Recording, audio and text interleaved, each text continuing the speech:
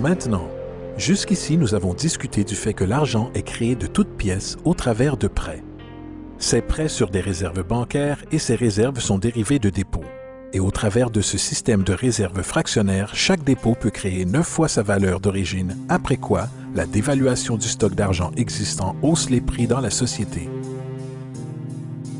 Et comme cet argent est créé au travers de dettes et circule aléatoirement dans le commerce, les gens deviennent détachés de leurs dettes d'origine et un déséquilibre existe lorsque les gens sont forcés à rivaliser pour du travail afin d'extraire suffisamment d'argent du stock monétaire pour subvenir à leurs besoins.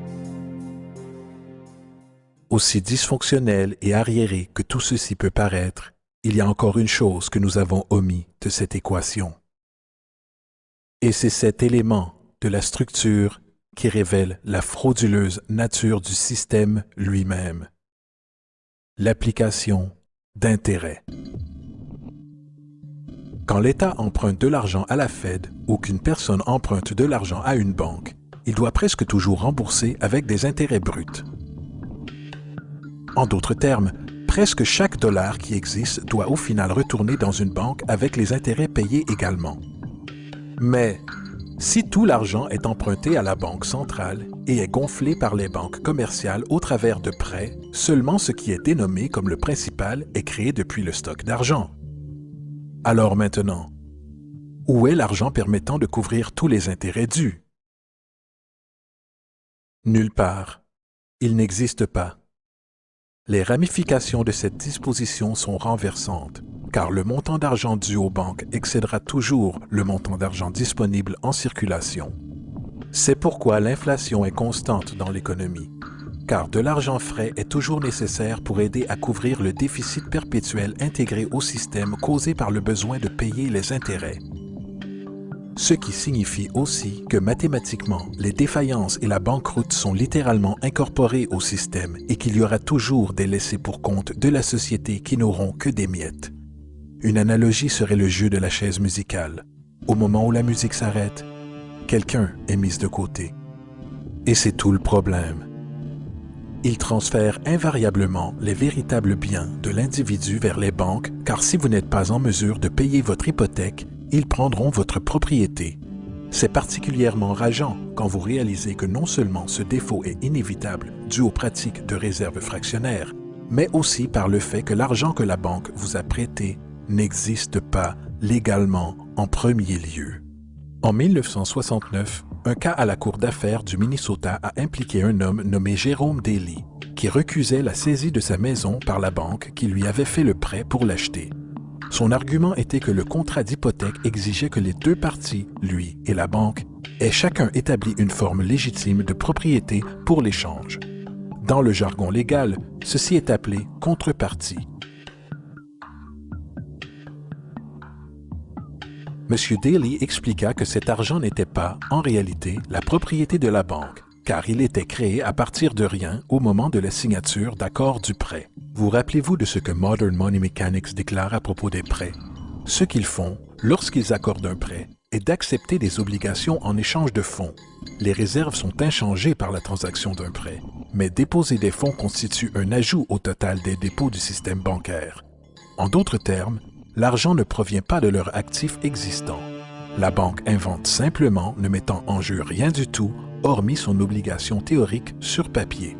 Alors que le jugement du litige progressait, M. Morgan, le président de la banque, déposa son témoignage et dans le mémorandum personnel du juge, il rappela que le plaignant, le président de la banque, admit qu'avec la participation de la Réserve fédérale a créé de l'argent ou des avoirs sur ses livres comptables. L'argent et les avoirs ont vu le jour lorsqu'ils les ont créés. M. Morgan admit qu'aucune loi des États-Unis n'existe lui donnant le droit de le faire. Une contrepartie légitime doit exister et être remise pour entretenir l'obligation.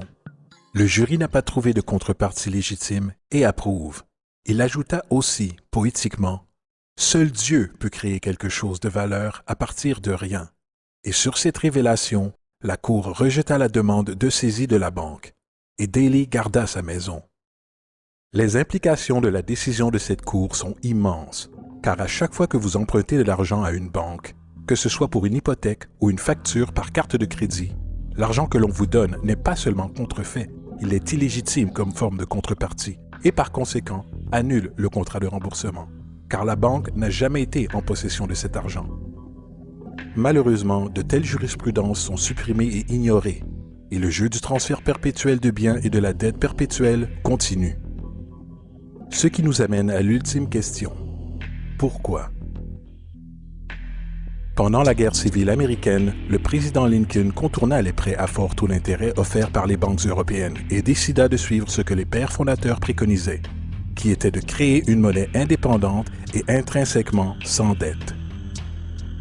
Elle a été appelée la Greenback. Peu après que cette mesure fut prise, un document interne circula entre différents intérêts banquiers anglais et américains, déclarant « L'esclavage n'est autre que la possession du travail et porte avec lui le soin des travailleurs, alors que le plan européen est que le capital doit contrôler le travail en contrôlant les salaires, ce qui peut être fait en contrôlant l'argent. Il n'est pas bon d'autoriser la Greenback, car nous ne pouvons la contrôler. » La politique de réserve fractionnaire perpétrée par la Réserve fédérale qui s'est répandue en pratique dans la grande majorité des banques dans le monde est en réalité un système d'esclavage moderne.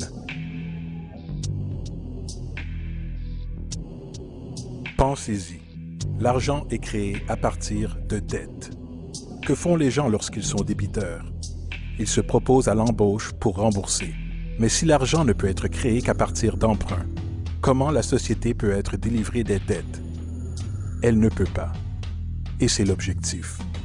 Et c'est la peur de perdre ses avoirs, secondée par la lutte pour garder le dessus, avec une dette perpétuelle et l'inflation inhérente au système, aggravée d'une pénurie incontournable dans la provision d'argent même, créée par des intérêts qui ne pourront jamais être remboursés, qui gardent l'esclave salarié dans ce chemin. Courant sur une roue de hamster, avec des millions d'autres, en effet propulsant un empire qui ne bénéficie réellement qu'à une élite au sommet de la pyramide. Car, à la fin de la journée, pour qui travaillez-vous réellement? Les banques. L'argent est créé dans une banque et inévitablement finit dans une banque. Ce sont les véritables maîtres, accompagnés des corporations et des gouvernements qu'ils supportent. L'esclavage physique oblige à nourrir et loger les gens. L'esclavage économique oblige les gens à se nourrir et se loger eux-mêmes. C'est l'une des arnaques les plus ingénieuses de manipulation sociale jamais créées, et à la base, c'est une guerre invisible contre la population.